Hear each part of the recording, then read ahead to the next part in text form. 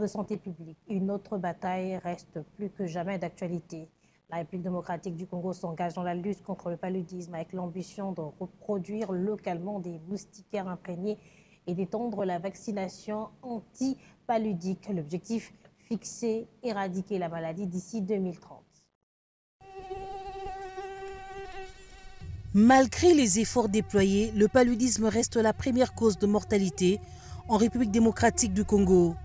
Rien qu'en 2024, le pays a enregistré plus de 21 600 cas de décès liés au paludisme, dont 69% survenus chez les enfants de moins de 5 ans, rapporte le PNLP.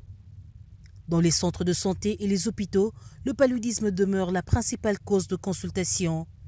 La maladie se manifeste par des symptômes tels que la fièvre, les maux de tête ou encore les douleurs articulaires.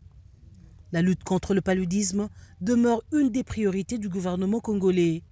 La première charge de morbidité, de maladie, c'est le paludisme. Nous avons eu, par exemple, en 2023, 27 millions de cas de paludisme, sur lesquels on a eu 22 000 morts. Heureusement, quand on regarde la mortalité, elle est faible. Sur 27 millions, on a eu 22 000 morts. Nous avons effectivement commencé une stratégie de vaccination, notamment dans la province du Congo central. Nous avons reçu 700 000 doses à peu près, un peu plus, de vaccins. Et nous avons focusé sur le Congo central parce qu'il y a des provinces où le paludisme est très, très élevé, notamment le Congo central, Kinshasa, l'Ituri, le Haut-Katanga et autres. Le paludisme tue et sa prise en charge coûte cher. Pour réduire l'incidence de la maladie et atteindre l'objectif zéro palu d'ici 2030, il faut absolument l'implication de tous et des innovations, comme le recommande le thème de cette année, réinvestir, réimaginer et raviver nos efforts communs pour mettre fin au paludisme. Zéro paludisme commence par mon ménage, par ma maison. Donc ça commence par moi. Moi, je dois m'engager.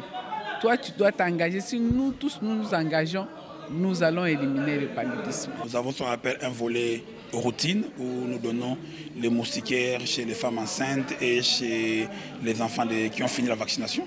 Nous avons également nous donnons les intrants, comme on a dit, qui sont gratuits, donnés avec nos partenaires. Ainsi, pour répondre à la forte morbidité et forte mortalité, en particulier chez les enfants de moins de 5 ans, la RDC a en plus de la distribution du moustiquaire imprégné et de la gratuité des intrants chez les femmes enceintes et les enfants de moins de 5 ans, introduit la vaccination et la chimioprévention du paludisme pérenne. En outre, la RDC a rejoint en 2024 les 14 pays africains ayant déjà adopté le vaccin. Le pays a reçu un lot de plus de 693 000 doses de vaccins antipaludiques pour la vaccination des enfants de 6 à 23 mois.